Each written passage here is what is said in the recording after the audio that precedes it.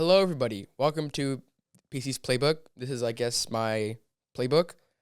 Today is a kind of a different episode. I usually talk about just football and the NFL, but since that's heavy in the offseason and the NBA season just ended and the draft just ended and the trade season is beginning, I am doing an NBA episode today, which, as you can see by my jersey I'm wearing, is a heavy-hearted one. The Charlotte Hornets yesterday, if you had seen my Instagram or YouTube short of my reaction of it, you know how I feel about this. They traded away LaMelo Ball and Josh Green for Naz Reid, a 12-year-old, and a bunch of pick swaps. I don't exactly love the trade, especially because LaMelo Ball really got me into Hornets basketball, and I've built an emotional connection, I guess, with him in the past 6 years of him playing.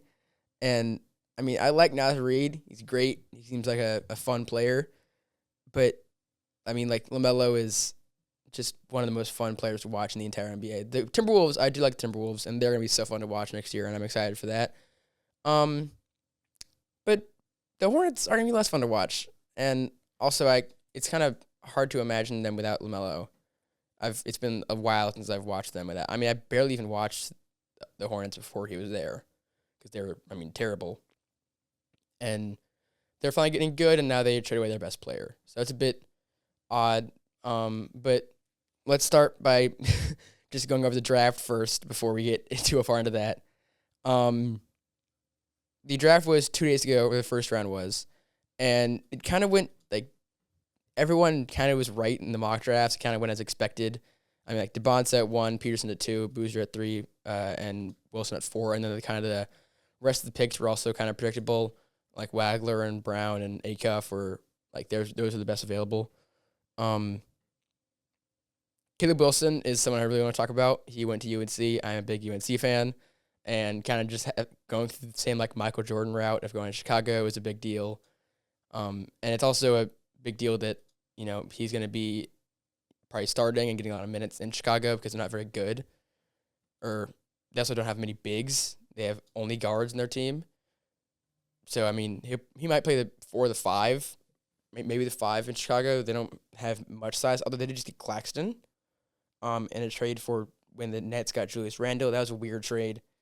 So Wilson and Claxton should be a good duo, and I expect him to get a lot of touches, and he should be a really fun rookie. Just his pure athleticism and, like, talent is insane, off the charts. The other rookies I have, like, my skepticism about, especially, Karen Boozer. I've been saying for a long time he's not.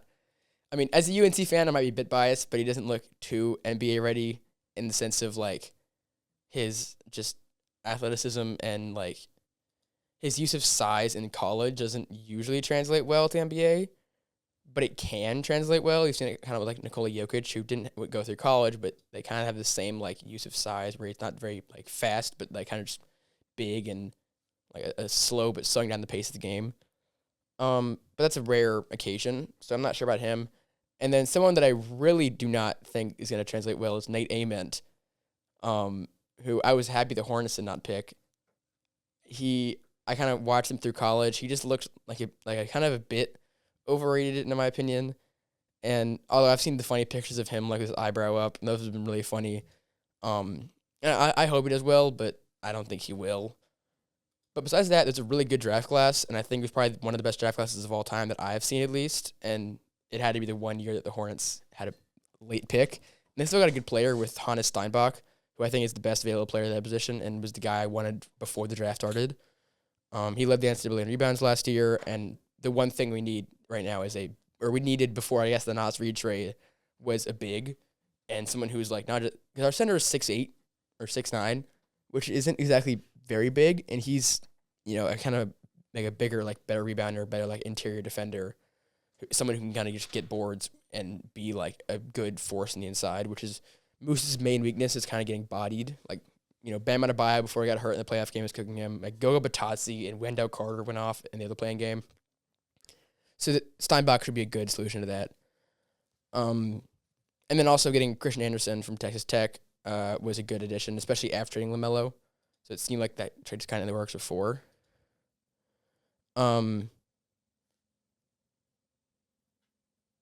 And then also kind of the Steinbach, because it looks like with the Anderson pick, the LaMelo trade seemed to kind of be in the works before the draft.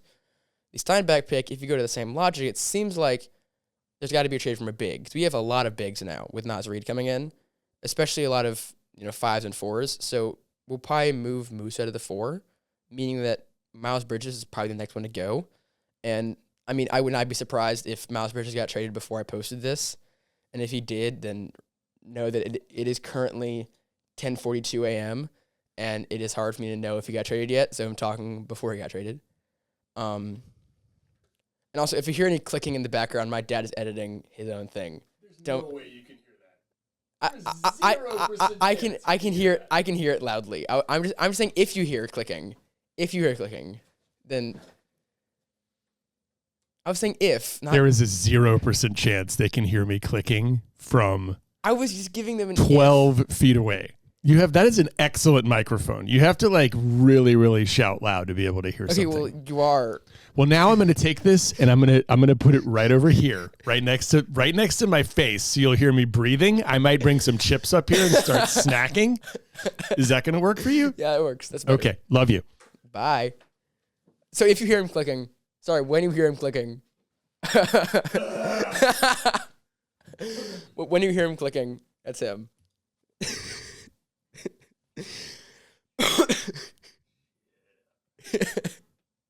Love you too. Yeah, Miles Bridges seems like he's the next one to go for Charlotte. Especially after getting rid of Melo and freeing up cap space. Like, if we're getting rid of Melo and then doing nothing else, that's a fireable offense for Jeff Peterson, truly.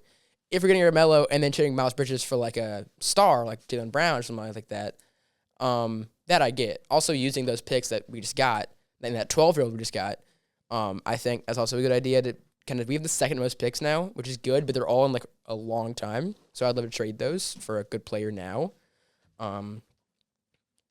Also, I am excited about re-signing Kobe White. That is a huge deal, and we got him for a good price too. I think $25 million a year, and across 3 years, $75 million total, is a very, very good deal. Especially how he ended this season and how he was off the bench last year. I think as a starter might be a bit different, but I mean he worked really well with like those guys like Brendan Miller and Conk and Nipple, which I think is who we're building around right now. But even though we got Kobe White back, even though we're probably going to get a good trade from Miles Bridges, it still does sting LaMelo being gone. And, like, I'm not sure how it's going to be next year, but I don't think it's going to be as good if LaMelo stayed. But I guess, like, it's a good trade if we can get more from these guys in our team. If not, then it's an awful trade. But, like, picking Christian Anderson was good, I guess, to be, like, a backup point guard. He was a great player at Texas Tech. I think he averaged, 7 assists a game and 18 points. And, I mean, the rest of that draft for every team was really good. I think that was a really good draft all around, like, by just talent-wise. So, like, it was hard to go wrong. Like, Yaxter Lindenborg was a great pick for Golden State.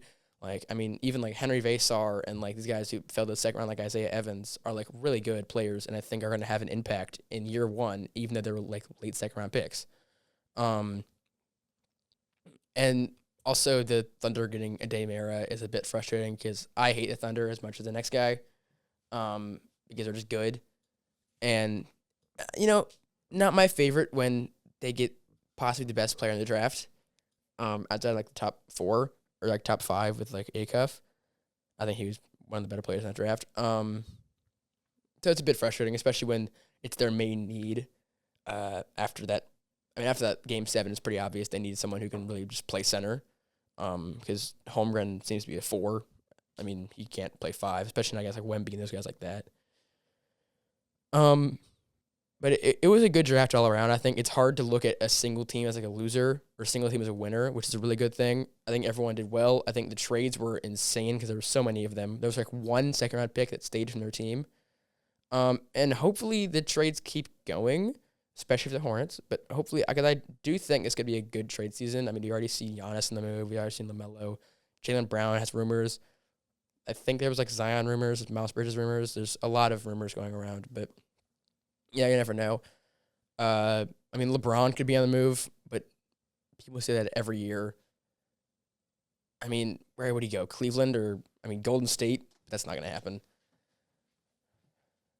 Oh, I think someone is coming in to give their opinion. Go ahead.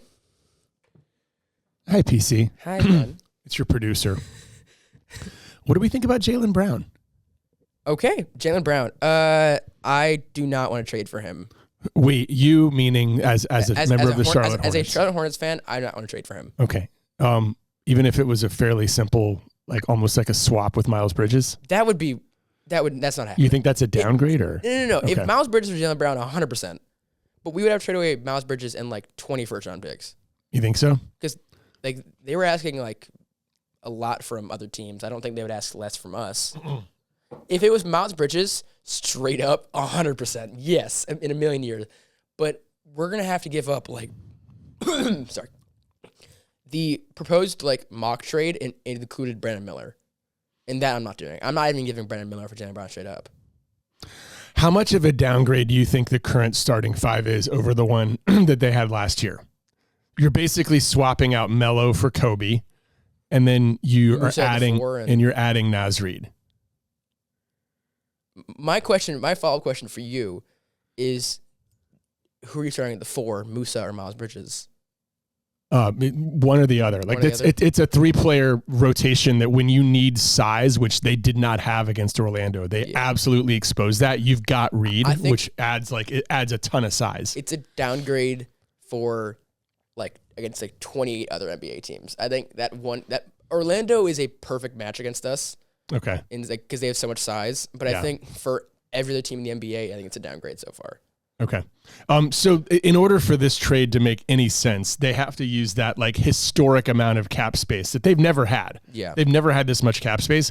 They have to use that cap space to bring in somebody real good. Yeah. And I don't think that person is Jaylen Brown, especially because the Celtics are asking for a lot, and a lot might mean Brandon Miller. And if we give away Brandon Miller and LaMelo Ball, then I might just become a Timberwolves fan. Probably not, but that's like, it would not be good. But someone like a perfect fit would be like Jalen Williams. I'm not sure he's in the trade block, but he would be a good fit. Someone who's getting paid a lot of money, but is like a good 4 and can come in for the lineup.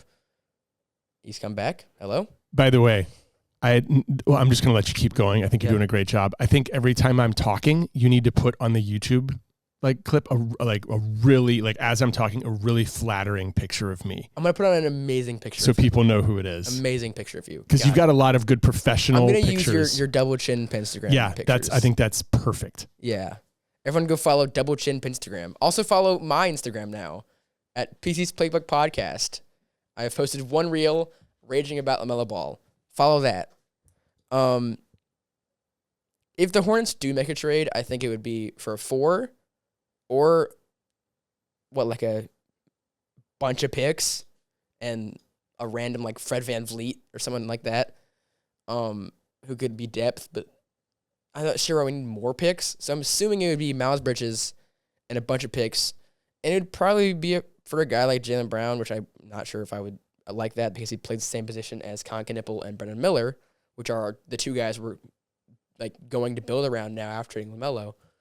So I would like more of a star 4, which is why I'm kind of mad that we didn't even go for Giannis. I think he would have been perfect for this right now. I mean, maybe even Bam Adebayo. I wouldn't hate that, but like he's kind of a 5, but we can move some people to the 4 for him. But I think the Heat are not going to trade away any more of their players. They need to trade 4 players. It's a very weird state right now we're in because all of the good power forwards are kind of off the market. I mean, I guess there's like Zion rumors.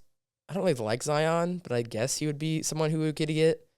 But we might trade for another guard. We might put Kobe White back on the bench and get like a John Morant. I wouldn't hate John Morant. Dad, come back. Yeah, what's up? How would you feel about John Morant?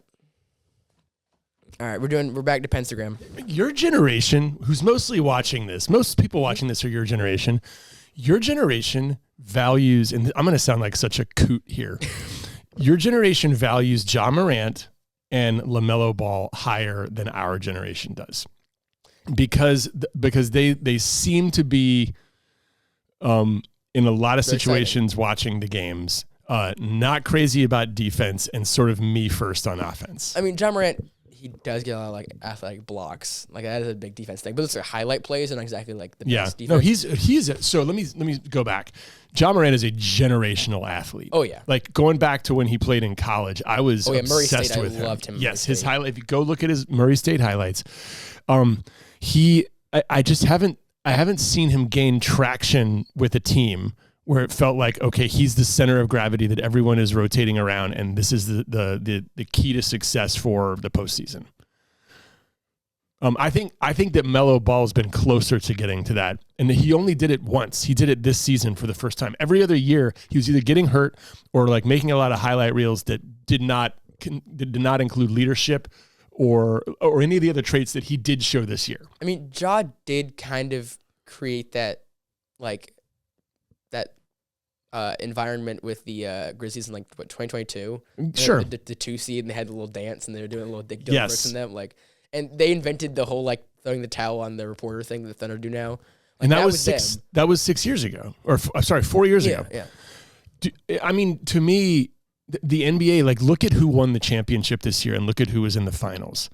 It was teams that like bought into, I think the entire team bought into an identity, which, by the way, I think the Hornets did this year. They bought into like sharing the ball. You and I went to a game, and it was crazy watching an NBA game where there were 9 passes in one possession to try to find the open guy.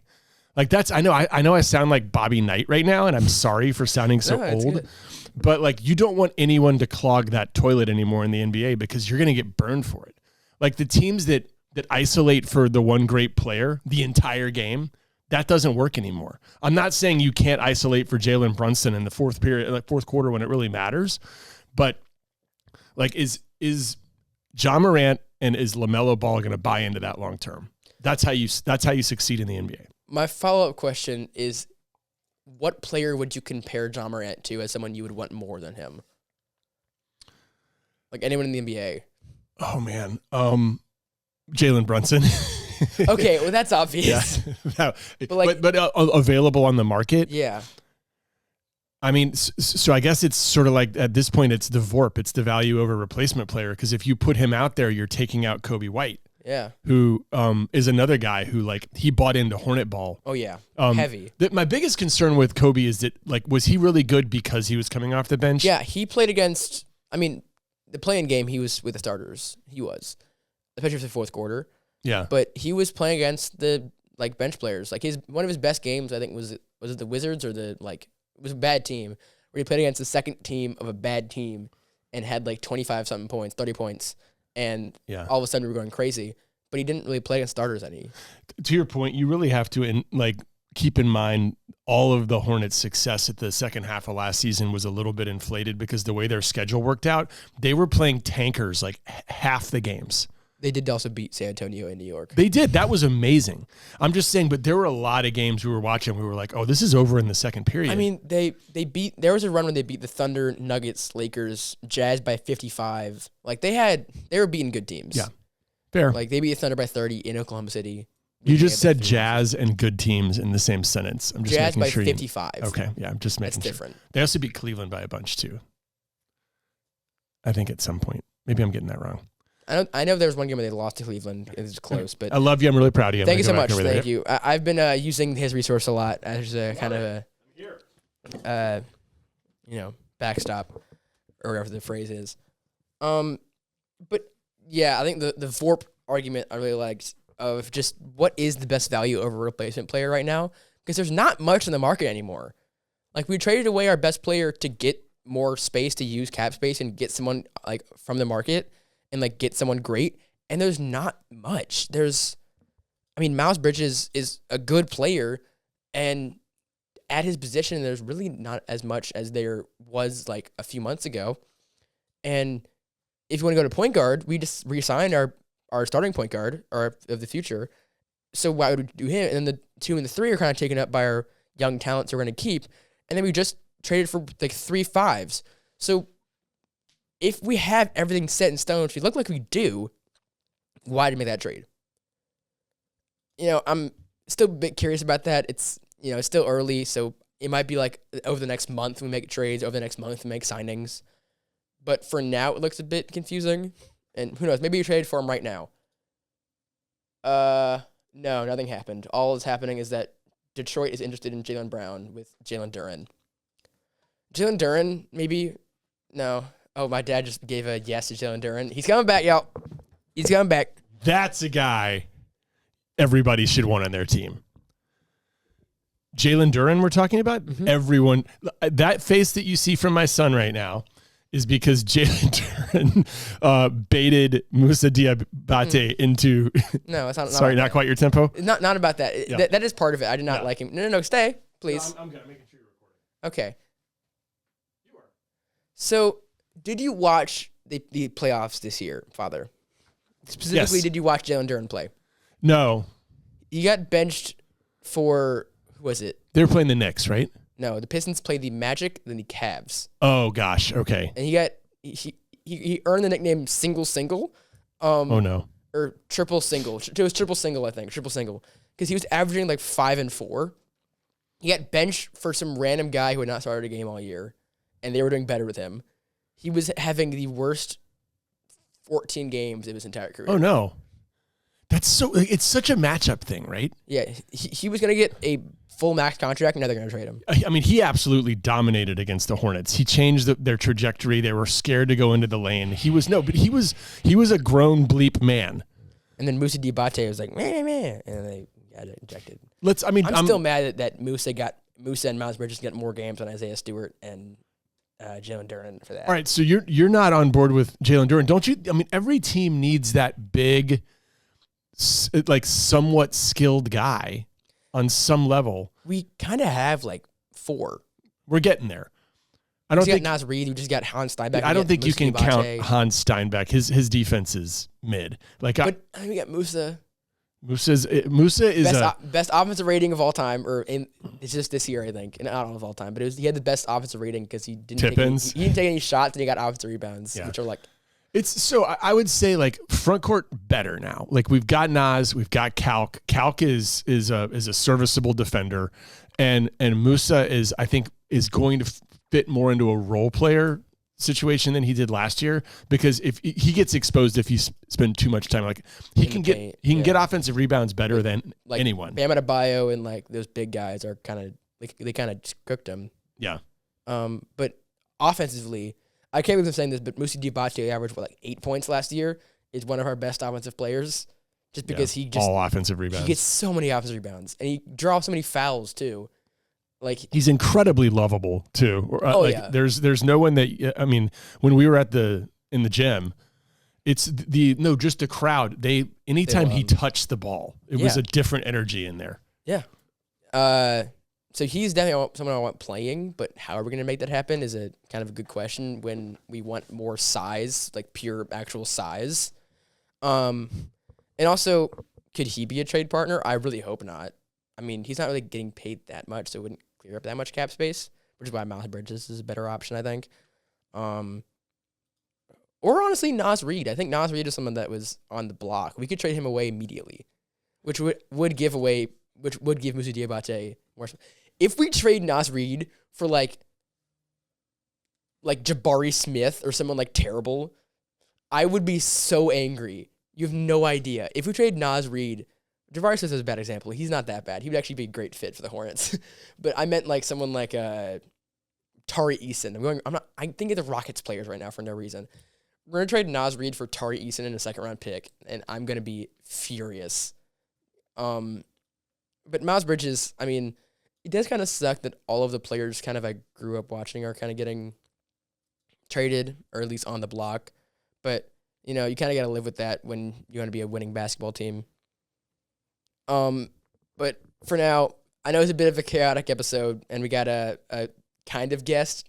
Thank you to him. Hey, no problem. No problem. But thank you for watching. That was my rant about basketball and especially the Hornets. It was not supposed to be that much about the Hornets, but I think, that's kind of the main thing to talk about right now anyway. And thank you, and I'll see you next time. Peace.